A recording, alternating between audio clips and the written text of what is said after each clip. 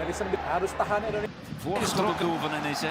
Jurus andalan pemain timnas Indonesia, Pratama Arhan, yakni lemparan jarak jauhnya berhasil memakan korban di Liga Thailand. Bahkan, jurus bek kiri 23 tahun itu mampu menyelamatkan Bangkok United dari kekalahan saat menjamu Rayong FC dalam lanjutan di Liga Thailand 2024-2025. Dalam laga yang digelar di Stadion Thammasat, Bangkok, Thailand pada Jumat 7 Februari malam, Bangkok United yang nyaris kalah ditahan Rayong FC 2-2. Pratama Arhan sendiri kembali dipercaya sebagai starter dalam laga tersebut, mengisi pos bek sayap kiri Bangkok United dan bermain full 90 menit. Salah satu kontribusi besar yang dilakukan oleh pemain timnas Indonesia itu adalah mengeluarkan lemparan jarak jauh andalannya yang berujung gol. Tepatnya ketika Bangkok United memperkecil kedudukan di menit ke-33. Saat itu, lemparan ke dalam Pratama Arhan gagal diantisipasi bek dan kiper lawan. Bola lemparan maut Pratama Arhan pun menuju Mahmud Eid, dan dia langsung melepas tendangan setengah voli hingga menjebol gawang Rayong FC.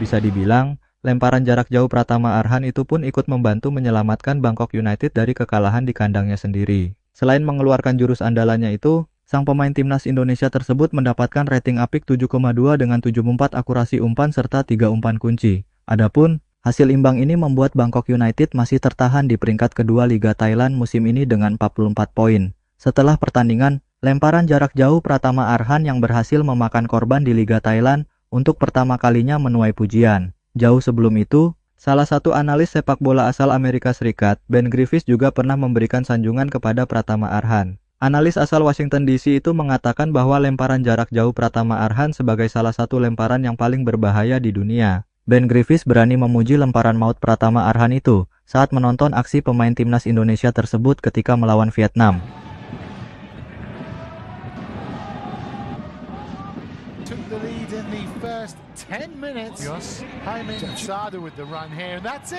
Tepatnya di matchday ketiga grup F kualifikasi Piala Dunia 2026 zona Asia, Kamis 21 Maret 2024, ia terpukau melihat lemparan Pratama Arhan yang mematikan. Saat itu, lemparan pemain berusia 23 tahun tersebut berujung gol untuk Egy Maulana Fikri yang membuat timnas Indonesia menang 1-0 atas Vietnam. Lemparan jauh Pratama Arhan sangat berbahaya. Mungkin ini salah satu lemparan satu yang paling berbahaya di dunia, kata Ben Griffiths di akun X @begriffiths beberapa waktu lalu. Gol ini merupakan satu-satunya gol saat timnas Indonesia menang 1-0 atas Vietnam. Imbuh analis asal Amerika itu sambil memamerkan video lemparan Pratama Arhan yang berujung gol. Tentunya, pujian dari sejumlah pihak diharapkan tidak membuat Pratama Arhan cepat berpuas diri. Sebaliknya, dia bisa lebih konsisten lagi. Jika terus tampil apik dan mendapatkan menit bermain, besar kemungkinan Pratama Arhan akan dipanggil ke timnas Indonesia asuhan Patrick Kluivert. Di Huang Vietnam langsung ke depan tadi, Wendin Batch. Kini bola mengarah kepada Tyson. Harus hati-hati Adi Satrio. Berita selanjutnya ada Maarten Paes yang dipercaya mengenakan ban kapten saat FC Dallas menghadapi Houston Dynamo di laga persahabatan. Kedua tim saling berhadapan di Stadion Toyota pada Sabtu 8 Februari dini hari WIB. Hal tersebut diketahui dari unggahan pada akun Instagram resmi FC Dallas. Mereka memposting sejumlah foto saat para pemain FC Dallas beraksi di lapangan hijau. Pada salah satu foto yang diunggah, terlihat pula Maarten Paes yang mengenakan ban kapten berwarna merah di lengan kirinya. Sayangnya, hasil kurang memuaskan didapat FC Dallas pada laga kali ini. Mereka dipaksa bermain imbang setelah pertandingan berakhir dengan skor sama kuat 2-2.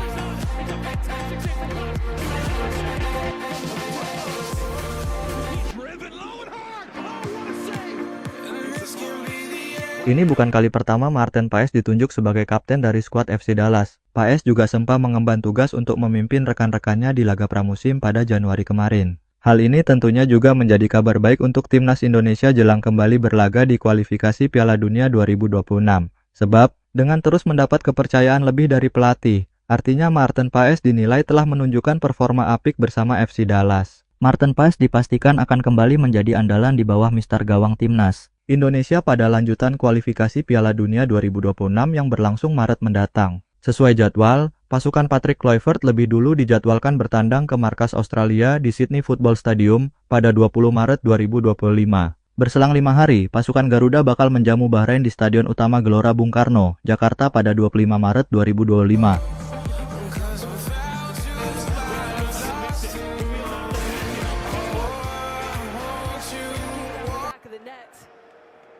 Bergeser ke Liga Belanda, salah satu bintang PSV Eindhoven, Joey Veerman memberi klarifikasi usai dirinya menolak salaman dengan pemain timnas Indonesia, Calvin Verdonk. Momen itu terjadi ketika Calvin Verdonk memperkuat NEC Nijmegen saat menahan imbang pemuncak klasemen Liga Belanda 2024-2025, PSV Eindhoven. Pada pekan ke-21 Liga Belanda yang berlangsung di Goverstadion Minggu 1/2/2025, dini hari WIB itu, NEC Nijmegen berhasil menahan PSV dengan skor 3-3. Dalam laga itu, Calvin Verdonk bermain sebagai starter dan tidak tergantikan di posisi bek kiri NEC Nijmegen dalam formasi 4-3-2-1. Bahkan, bek kiri timnas Indonesia itu tampil apik dengan melakukan 3 kali sapuan, sekali blok, 2 kali tackle, dan 1 tembakan on target. Sepakan voli kaki kiri Verdonk hampir menjadi gol. Sayang, bola yang mengarah ke pojok kiri bawah gawang lawan ditepis kiper PSV, Walter Benitez. Di sisi lain, pemain PSV Eindhoven, Joey Veerman terlihat menolak salaman dengan Calvin Verdonk setelah pertandingan. Padahal, Verdonk telah mencoba melambaikan tangannya ke arah bintang PSV itu. Namun Veerman justru menolak dan membantingkan tangannya. Zeker in de beginfase een paar goede mogelijkheden had. Heerlijk genomen door Verdonk. Baru-baru ini, Veerman membuat klarifikasi dan menyatakan dirinya menyesal telah melakukan tindakan kurang sportif kepada Verdonk. Menurut pengakuan bintang PSV Eindhoven itu, dia juga sudah mengirim pesan kepada Verdonk untuk meminta maaf. Anda tahu sekarang, saya tidak bermain tampil buruk saat berada di lapangan, ujar Veerman, dikutip dari ESPNL. Saya telah mengirim pesan kepada Calvin atas kejadian itu, karena saya sangat baik dengan Calvin. Saya juga pernah duduk bersamanya beberapa kali saat liburan, imbuh sang bintang PSV itu. Lantas, bagaimana dengan respons Calvin Verdonk? Sejauh ini, dia diketahui belum memberikan tanggapan soal klarifikasi dari sang rival. Sebelumnya, pemain timnas Indonesia itu telah memberikan respon berkelas setelah NEC Nijmegen mampu mengimbangi PSV. Kami memang tidak menang, tapi kami juga tidak kalah. Setiap poin sangat berarti. Terima kasih atas segala dukungannya, tulis Calvin Verdonk di akun Instagram pribadinya. Terlepas dari hal itu, NEC Nijmegen saat ini naik ke posisi 11 klasemen Liga Belanda musim ini dengan 24 poin. Sementara itu, PSV Eindhoven masih kukuh di puncak dengan 50 poin, unggul 2 angka atas Ajax Amsterdam di posisi kedua.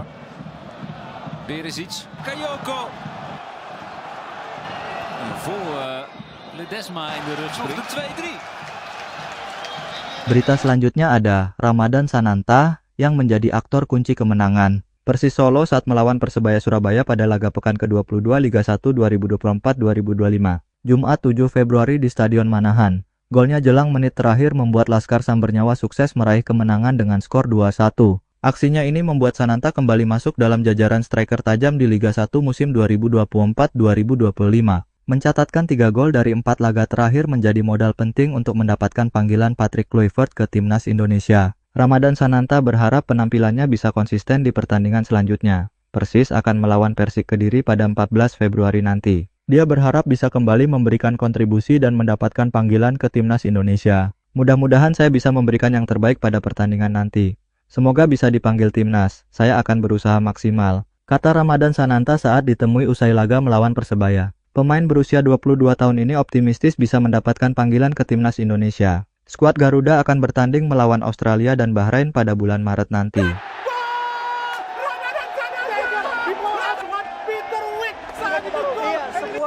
Yang sangat baik yang dilakukan oleh pemain menyempurnakan kesempatannya dan kemudian Salah satu alasan Sananta merasa yakin adalah karena hadirnya Patrick Kluivert sebagai pelatih. Kluivert saat ini sedang memantau Liga 1 secara intensif untuk meracik skuad yang akan dibawa ke timnas. Tentunya sangat termotivasi dengan adanya pelatih baru. Saya harus bisa memberikan yang terbaik, terangnya. Menariknya, persaingan di lini depan timnas Indonesia saat ini semakin ketat. Rafael Struijk jadi nama andalan untuk mengisi posisi penyerang dalam beberapa laga terakhir. Selanjutnya, ada pemain Oxford United yang diproyeksikan akan menjalani debut pada bulan Maret, dan saat ini tinggal menunggu sumpah WNI yaitu Ole Romeni. Selain itu, Hoki Caraka dan Dimas Drajat juga siap untuk merebut posisi tersebut. Menanggapi hal ini, Sananta tidak melihat kondisi tersebut sebagai masalah. Dia siap memberikan kontribusi terbaik saat berada di timnas, dan berusaha mendapatkan tempat utama di sana. Persaingan ketat menjadi motivasi agar semua pemain bisa membuktikan diri. Sangat bagus bagi kita. Saya sebagai pemain harus bisa bersaing, tutupnya.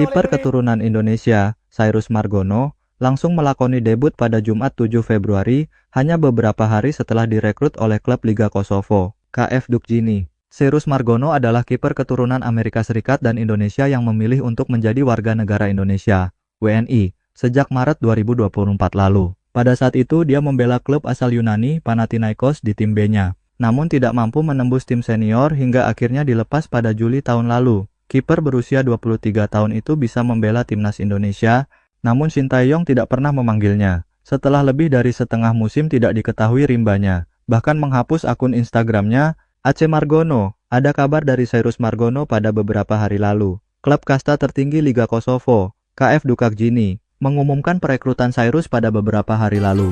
Selamat bergabung Cyrus Margono. Sedemikian pengumuman resmi dari klub Kosovo tersebut di Instagram. Dia langsung melakoni debut saat Dukakjini melakoni laga lanjutan Liga Kosovo, Jumat 7 Februari malam WIB.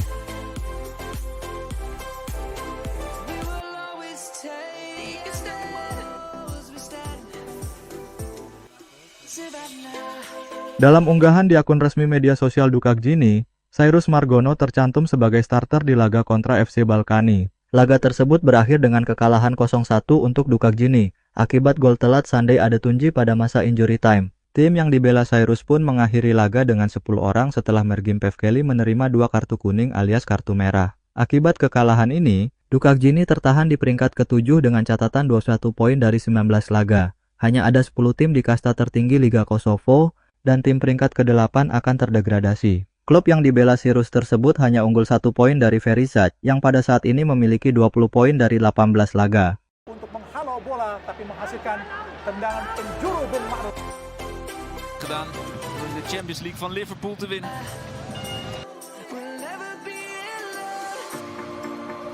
To have an 8-point lead at the top is super impressive.